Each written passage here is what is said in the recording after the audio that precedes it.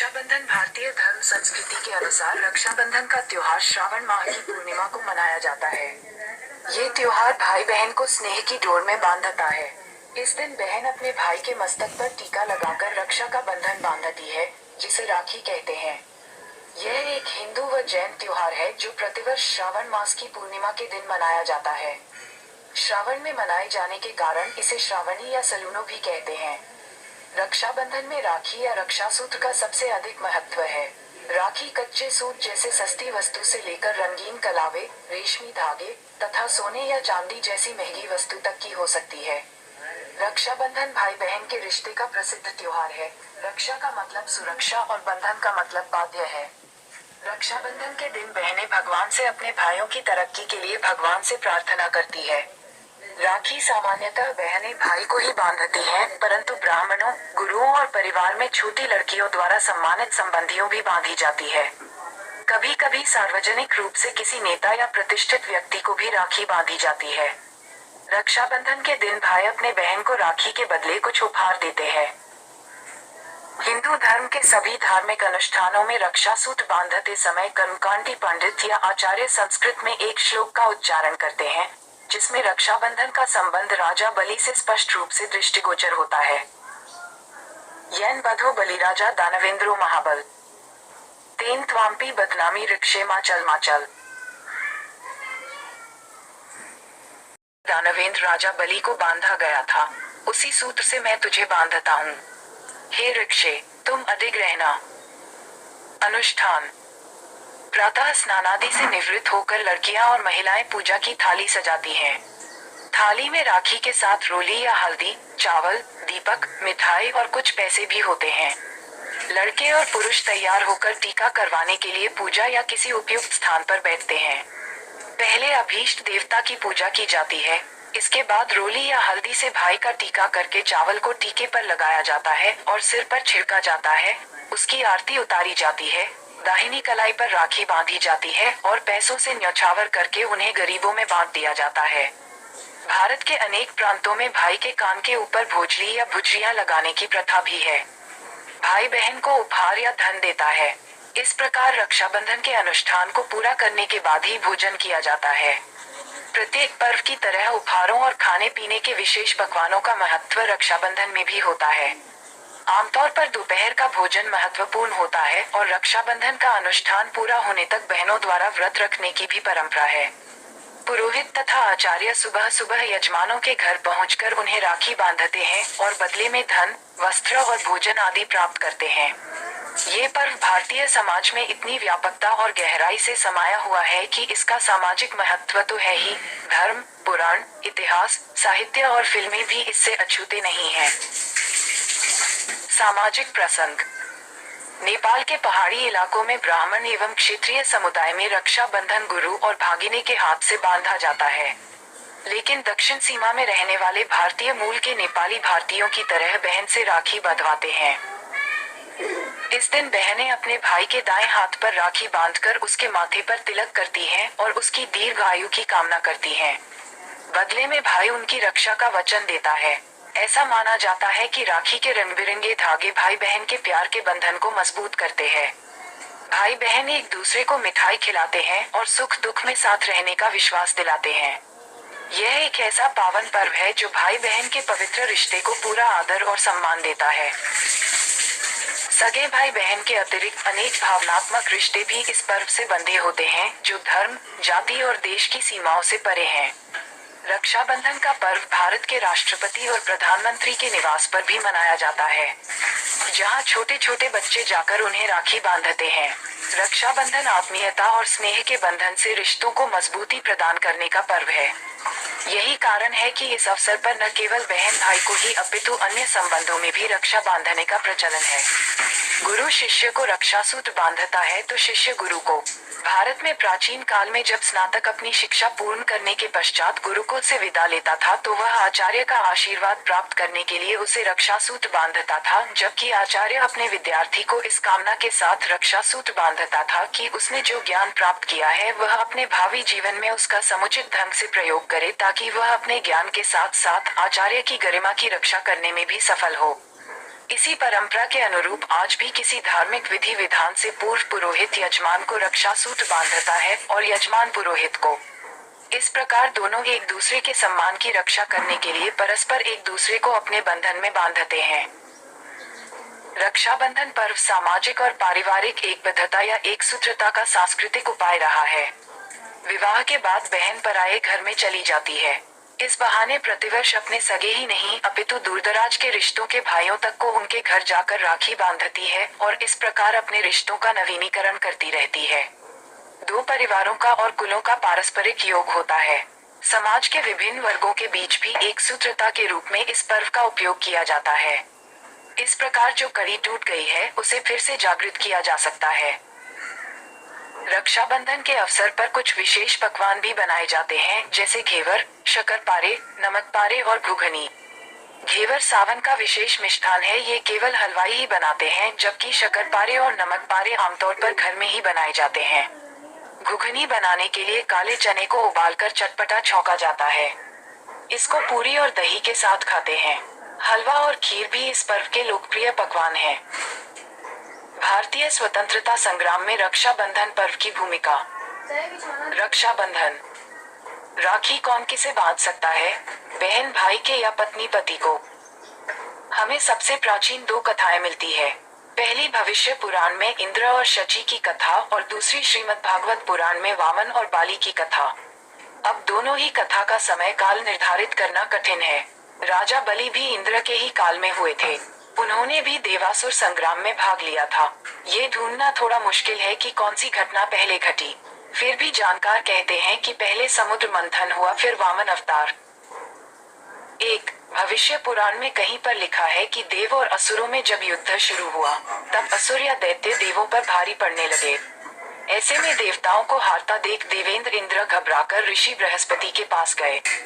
तब बृहस्पति के सुझाव पर इंद्र की पत्नी इंद्राणी ने रेशम का एक धागा मंत्रों की शक्ति से पवित्र करके अपने पति के हाथ पर बांध दिया। संयोग से वह श्रावण पूर्णिमा का दिन था, जिसके फलस्वरूप इंद्र विजयी हुए। कहते हैं कि तब से ही पत्नियां अपने पति की कलाई पर युद्ध में उनकी जीत के लिए राखी बांधने लगी। दो दूसरी कथा हमें स्कंद पुराण, पद्म पुराण और श्रीमद् भागवत पुराण में मिलती है। कथा के अनुसार असुरराज दानवीर राजा बलि ने देवताओं से युद्ध करके स्वर्ग पर अधिकार कर लिया था और ऐसे में उसका अहंकार चरम पर था। इसी अहंकार को चूर चूर करने के लिए भगवान विष्णु ने अदिति के गर्भ से वामन अवतार लिया और ब्राह्मण के वेश में राजा बलि के द्वार भिक्षा मांगने पहुंच गए। चूंकि राज बलि महान दानवीर थे तो उन्होंने वचन दे दिया कि आप जो भी मांगोगे मैं वह दूंगा। भगवान ने बलि से भिक्षा में 3 पग भूमि की मांग ली। बलि ने तत्काल हाँ कर दी, क्योंकि 3 पग ही भूमि तो देना थी।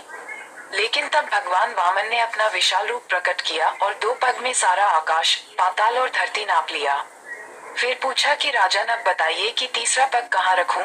तब विष्णु भक्त राजा बलि ने कहा, भगवान आप मेरे सिर पर रख लीजिए। और फिर भगवान ने राजा बलि को रसातल का राजा बनाकर अजर अमर होने का वरदान दे दिया। लेकिन बलि ने इस वरदान के साथ ही अपनी भक्ति के बल पर भगवान से रात दिन अपने सामने रहने का वचन भी ले लिया।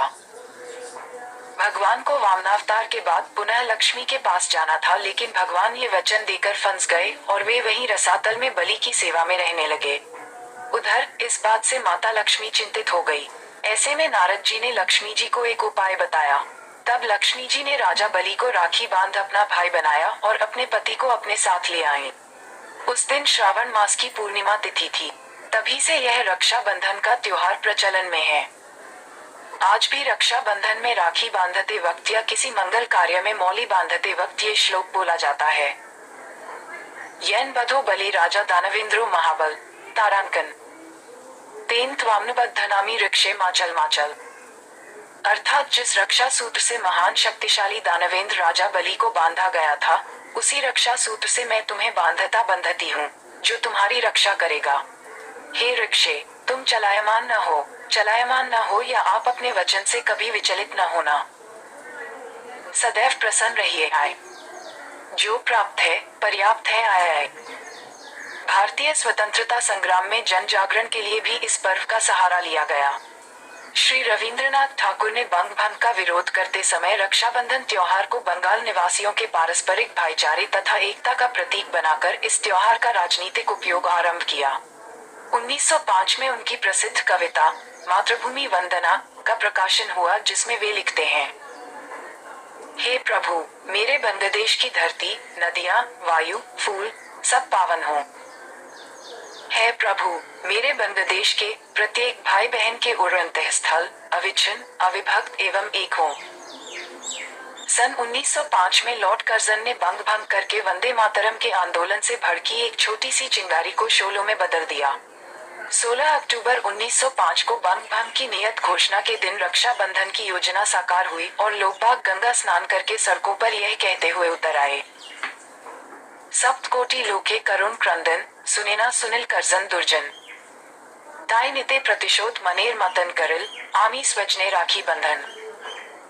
धार्मिक प्रसंग। उत्तरांचल में इसे श्रावणी कहते हैं। इस दिन यजुर्वेदी द्विजों का उपकर्म होता है।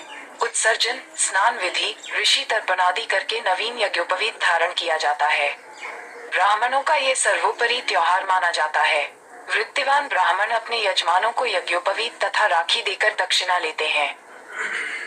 अमरनाथ की अतिविख्यात धार्मिक यात्रा गुरु पूर्णिमा से प्रारंभ होकर रक्षाबंधन के दिन संपूर्ण होती है। कहते हैं इसी दिन यहाँ का हिमानी शिवलिंग भी अपने पूर्ण आकार को प्राप्त होता है।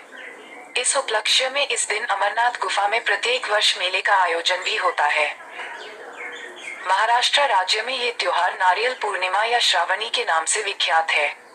इस दिन लोग नदी या समुद्र के तट पर जाकर अपने जनेऊ बदलते हैं और समुद्र की पूजा करते हैं। इस अवसर पर समुद्र के स्वामी वरुण देवता को प्रसन्न करने के लिए नारियल अर्पित करने की परंपरा भी है। यही कारण है कि इस एक दिन के लिए मुंबई के समुद्र तट नारियल के फलों से भर जाते हैं। राजस्थान में राम राखी और चूड़ा राखी या लूंबा बांधने का रिवाज है। राम राखी सामान्य राखी से भिन्न होती है। इसमें लाल डोरे पर एक पीले छींटों वाला फुंदना लगा होता है। ये केवल भगवान को ही बांधी जाती है। चूड़ा राखी भाभीयों की चूड़ियों में बांधी जाती है। जोधपुर में राखी के दिन केवल राखी ही नहीं बांधी जाती, बल्कि दोपहर में पद्मसर और मिनकानाई पर गोबर, मिट्टी और भस्मी से स्नान कर शरीर को शुद्ध किया जाता है। इसके बाद धर्म तथा वेदों के प्रवचनकर्ता अरुंधति, गणपति, दुर्गा, गोबिला तथा सप्तर्षियों के दर्भ के चट बनाकर उनकी मंत्रोच्चारण के साथ पूजा की जाती है। उनका तर्पण कर पितृण चुकाया जाता है। धार्मिक अनुष्ठान करने के बाद घर आकर हवन किया जाता है। वहीं रेशमी डोरे से राखी बनाई जाती है। राखी को कच्चे दूध से अभिमंत्रित करते हैं और इसके बाद ही भोजन करने का प्रावधान है। तमिलनाडु, केरल, महाराष्ट्र और उड़ीसा के दक्षिण भारतीय ब्राह्मण इस पर्व को अवनी अवितम कहते हैं। यज्ञोपवीतधारी ब्राह्मणों के लिए ये दिन अत्यंत महत्वपूर्ण है। इस दिन नदी या समुद्र के तट पर स्नान करने के बाद ऋषियों का तर्पण कर नया यज्ञोपवीत धारण किया जाता है। गए वर्ष के पुराने पापों को पुराने यज्ञोपवीत की भांति त्याग देने और स्वच्छ नवीन यज्ञोपवीत की भांति नया जीवन प्रारंभ करने की प्रतिज्ञा ली जाती है। इस दिन यजुर्वेदीय ब्राह्मण 6 महीनों के लिए वेद का अध्ययन प्रारंभ करते हैं। इस पर्व का एक नाम उपक्रमण भी है, जिसका अर्थ है नई शुरुआत। व्रज में हरियाली तीज से श्रावणी पूर्णिमा तक समस्त मंदिरों एवं घरों में ठाकुर झूले में विराजमान होते हैं। रक्षाबंधन वाले दिन झूलन दर्शन समाप्त होते हैं। उत्तर प्रदेश, श्रावण मास की पूर्णिमा के दिन रक्षाबंधन का पर्व मनाया जाता है। रक्षाबंधन के अवसर पर बहन अपना संपूर्ण प्यार रक्षा के रूप में अपने भाई की कलाई पर बांधकर उड़ेल देती है। भाई इस अवसर पर कुछ उपहार देकर भविष्य में संकट के समय सहायता देने का वचन देता है। पौराणिक प्रसंग। राखी का त्योहार कब शुरू हुआ ये कोई नहीं जानता, लेकिन भविष्य पुराण में वर्णन मिलता है कि देव और दानवों में जब युद्ध शुरू हुआ तब दानव हावी होते नजर आने लगे। भगवान इंद्र घबराकर बृहस्पति के पास गए। वहां बैठी इंद्र की पत्नी इंद्राणी सब सुन रही थी। उन्होंने रेशम का धागा मंत्रों की शक्ति से पवित्र करके अपने पति के हाथ पर बांध दिया। संयोग से वह श्रावण पूर्णिमा का दिन था। लोगों का विश्वास है कि इंद्र इस लड़ाई में इसी धागे की मंत्र शक्ति से ही विजयी हुए थे। उसी दिन से श्रावण पूर्णिमा के दिन ये धागा बांधने की प्रथा चली आ रही है। ये धागा धन, शक्ति, हर्ष और विजय देने में पूरी तरह समर्थ माना जाता है। इतिहास में कृष्ण और द्रौपदी की कहानी प्रसिद्ध है। जिसमें युद्ध के दौरान श्री कृष्ण की उंगली घायल हो गई थी। श्री कृष्ण की घायल उंगली को द्रौपदी ने अपनी साड़ी में से एक टुकड़ा बांध दिया था और इस उपकार के बदले श्री कृष्ण ने द्रौपदी को किसी भी संकट में द्रौपदी की सहायता करने का वचन दिया था।